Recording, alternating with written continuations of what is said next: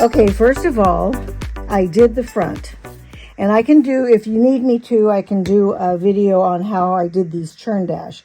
This ends up being 9 1/4 inches, unfinished. It's not quilted yet. There's no quilting or anything, but they're like 9 1/4.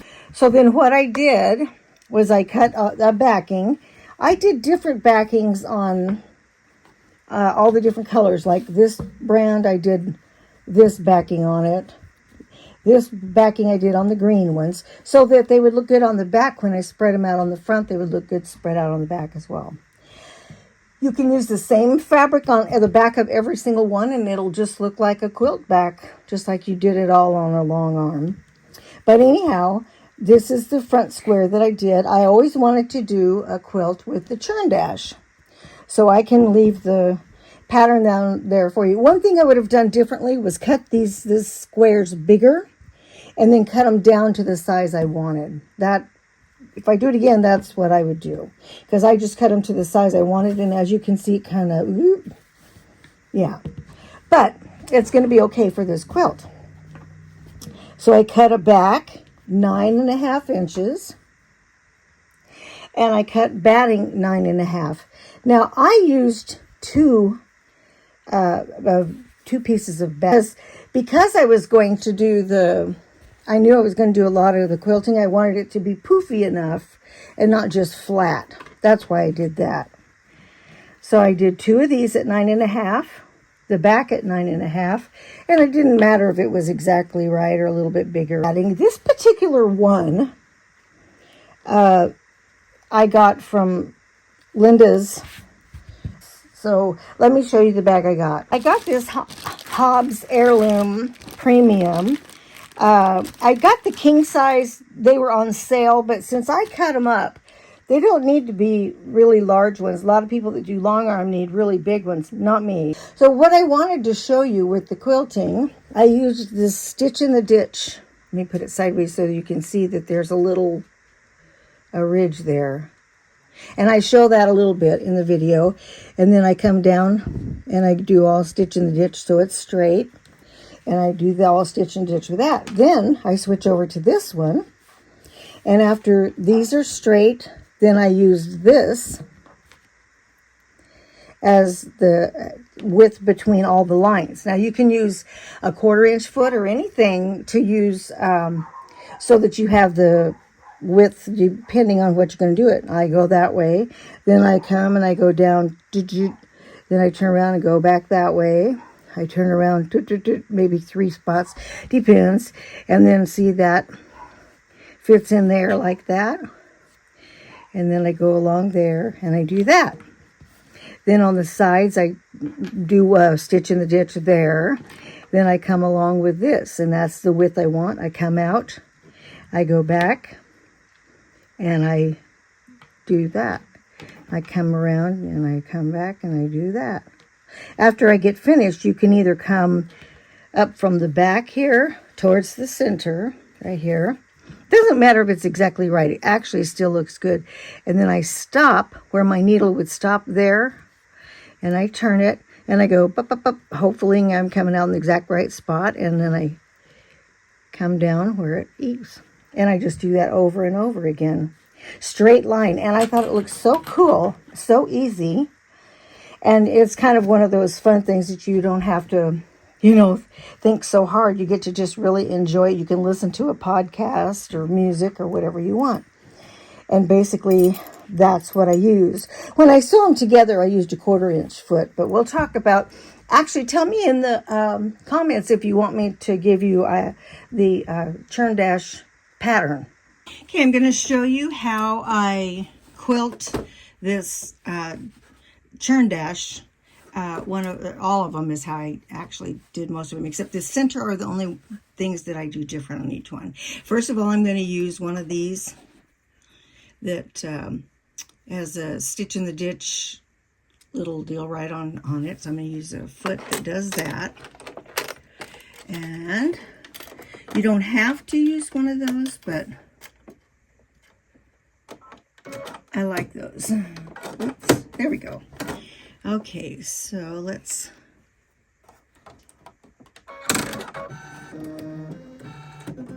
Okay, this is my dream machine that I love, love, love. I'm using glide thread at this point. And so I'm going to go right down the center of this first one. Let me see if I can back out a little bit so you can see a little bit more at a time. There we go.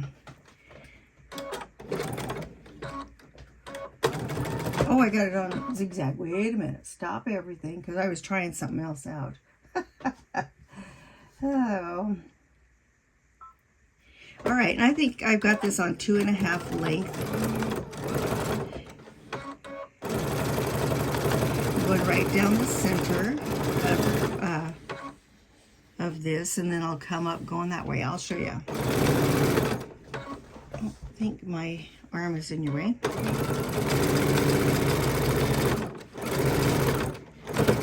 Now I don't have my walking foot on here. I could have it on here because I do have a foot like that with my walking foot. But right now, and as you can see, I have a backing and 2 pieces of batting because I wanted this one to be a little bit poofy. Let me move my needle or pins out of the way.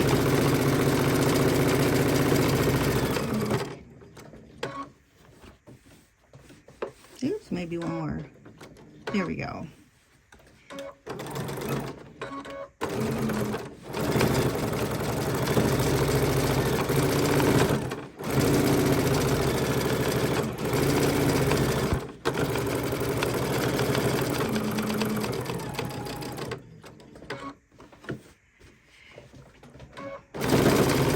Most of this, all of this designed fabric I got from Bella Rose Quilts out of Portland, Oregon. I really like them. Okay, and you can get bundles, you know, if you want fat quarter bundles, half yard bundles. And to be honest with you, I can't remember what I got with this, but I checked to make sure that I had enough. I have a total of 63 squares, and I think I have 5 different designs. I'll show them to you in just a minute. Okay.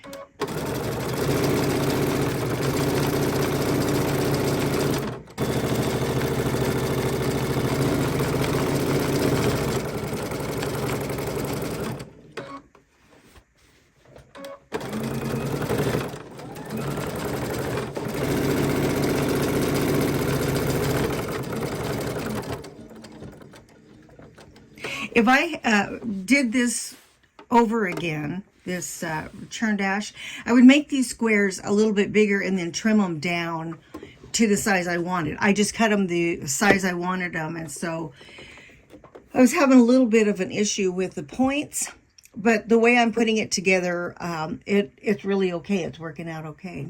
So, all right, so that's as far as I can get with that. Okay, so I came across here. Now I'm going to go right down in the corner, as much as I can, and I'm going to just come down about as far as the width of this foot here, okay?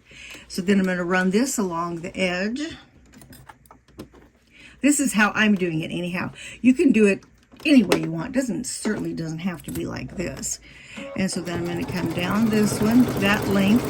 I'm going to stop there. And I'm going to go down, I don't know, about right there. Yeah, and then I'm going to see I've got the width of the foot. I'm going to come back down this way. And I'm going to go about the width of a foot. One more. Okay.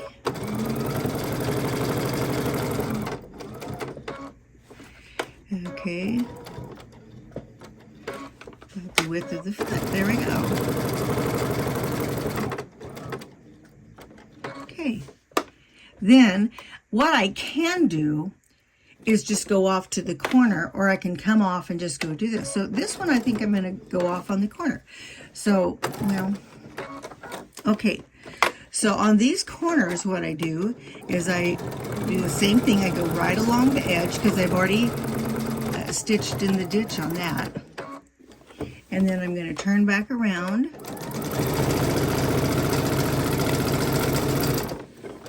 And then turn back around.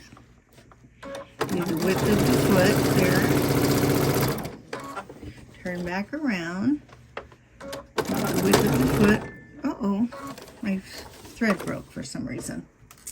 What did I do? Oh, no, that's right. Okay, let me rethread it and make sure everything's right.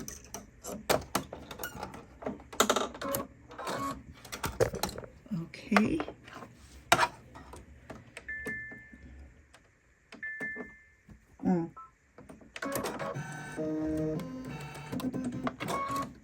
Okay, let me pull that thread through. Oh, I have a lot.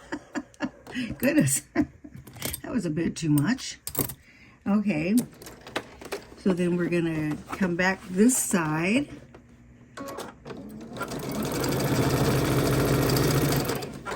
And I'm using 2.5 length on my stitches.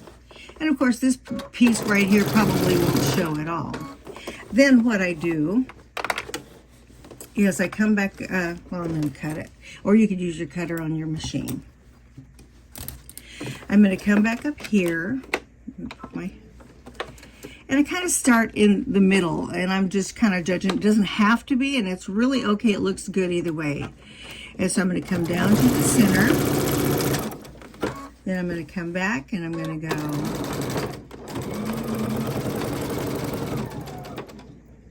okay.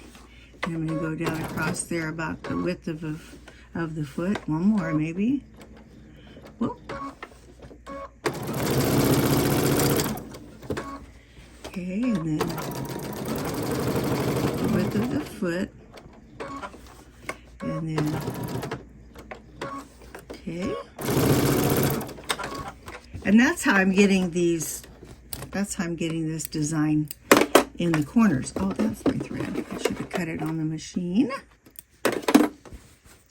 Then you can either come back up from that angle or start back at the top. Gonna go the width of the foot, about like that. And see, I'm not perfect, and it's really okay.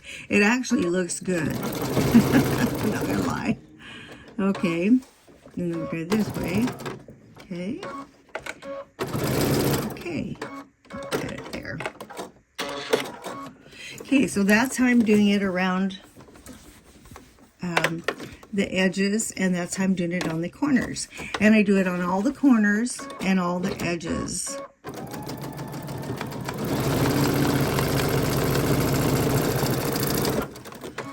And it really makes a pretty, I think, a really nice quilt look. I have this design of fabric, this design of fabric,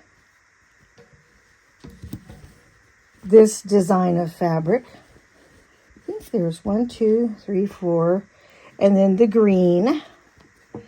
And that might be all of them. But what I really wanted to show you was the simpleness of doing this, and I think it looks so fabulous. And like I said, even if you don't put anything in the center, I think that looks really good. And this is after I put some of them together. I'm using this fabric to put them together on the front, and I'm using that fabric to put them together on the back. In the next video, I'm going to show you how I put these together on the back and how I put them together on the front. And then I put them together with a 2-inch. Well, the reason I did this to begin with is I wanted to have, I wanted the points to show. But then after I put this on, I thought, you know, that would look so much nicer. I'm really into the lace, as you guys all know. So I thought, I'm going to go ahead and put some lace on that. And I really, really like it. The backings on some of these, this backing is that for the green ones, and this is the backing on this style. This is the backing on the little roses, and then where's the other one? And then on the back of the pink one, I have pink. I decided to just do so. I think it's going to be a very pretty quilt. And I always wanted to do churn dash quilt, so this is fun for me. Like I said, let me know if you want me to do the churn dash pattern, and also the next video I do, I'm going to show you how to put this together. Okay? All right. Thanks for watching. Don't forget to subscribe, and you have a really super good day. God bless you all.